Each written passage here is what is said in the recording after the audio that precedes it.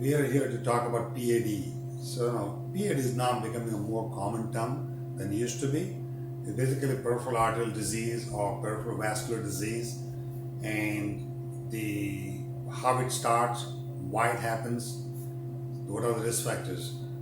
Basically, people in blockage in the arteries of the leg is what we call PAD or peripheral arterial disease, and they can cause pain. Typically, the risk factors such as smoking is number one risk factor for PAD. Diabetes, another risk factor. Of course, obesity or high cholesterol, they all can predispose to get PAD. And definitely family history is very important getting PAD. Basically what happens in the arteries, which takes blood from the heart to the legs, arm, brain, they all can develop a plaque. And plaque occurs because of our blood, the shear forces towards the area where the artery is divided. And that junction can be vulnerable to get a plaque formation. It starts with a minimum plaque, minimum lining formation. Slowly it matures into plaque. Plaque is basically built from the cell lining getting thicker. There is a matrix which develops with the combination of cholesterol and some other things in the body which makes the plaque, and they grow. Now plaque can grow to the point it will become significant to the point the blockage is severe, so that when we exert, when you walk, when we do some activity, it does not sufficiently supply the blood to the legs or calf. The most important muscles or most muscles which are used during walking or any kind of exercise or activity are calf muscle and buttock. Those muscles takes more oxygen to function when we are active. And if there's a blockage, let's say 70%, most of the time they will not have pain at rest. But once we start walking, then it requires more oxygen, and because of the blockage, it cannot deliver enough blood to the muscles, and hence not getting enough oxygen to the muscles.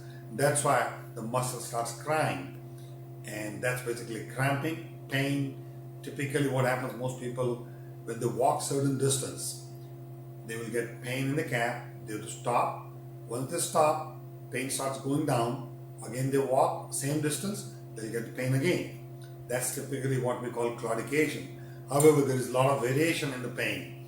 As disease gets worse, as the blockage gets worse, they can get pain at rest. They can get pain at rest at the foot, then they will get discoloration, and they can get redness when they keep the leg down, or they can get pale. And sometimes they will get worse to the point they can develop wound when they hit somewhere. So let's say if you're walking, you hit something, our body will heal usually. However, if there's a lack of blood supply, a poor blood supply, those tissues will not heal because it's not getting enough oxygen. And that's how they develop wounds which are not healing. Or the worst form, they can get a gangrene, which is a black discoloration. So all this thing can come from PAD. Now typically PAD can be just a soft plaque or hard plaque, but several of them will get calcification. They all get calcification, but the degree of calcification varies from person to person, depends on what risk they have.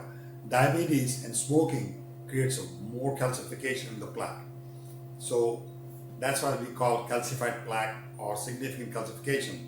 Now, typically, the treatment in old days used to be only bypass surgery. However, last 25 to 30 years, things have changed. Now we can go and clean up the artery. We can open up the artery with balloon and stent, or what we call removing the plaque or cutting the plaque and removing them out, and we call it atherectomy.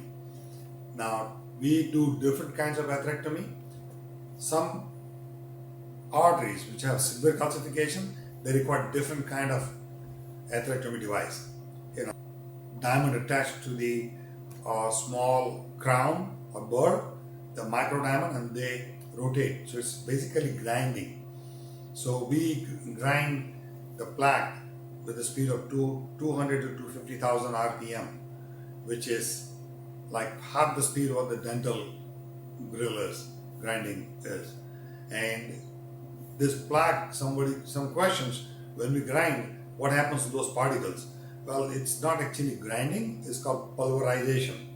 So pulverization is making a particle size so small, it is less than 7 micron.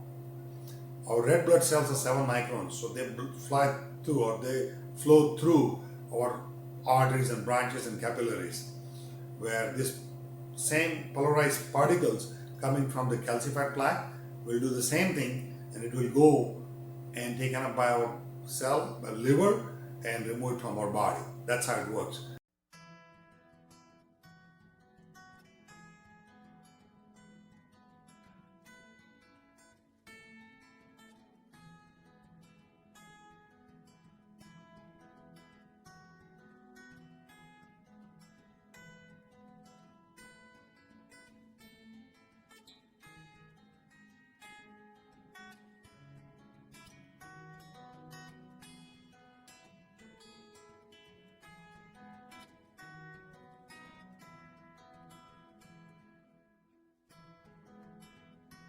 Now, there are some plaque which are not calcified, just mild calcification. We use some different kind of atherectomy where we go and remove the plaque, shaves the plaque off, and then remove the plaque out of the body. So, and then we'll do balloon sometime, and sometime they require stent. So that's basically how it's treated. You know, today's date, I think we can treat almost any kind of blockages without sending them to surgery, all with the minimal invasive procedure like small tiny puncture from the artery in the groin or hand or in the foot. We can go and take care of that. We also use laser, we use atherectomy, we use stent, depends on what's required for which patient.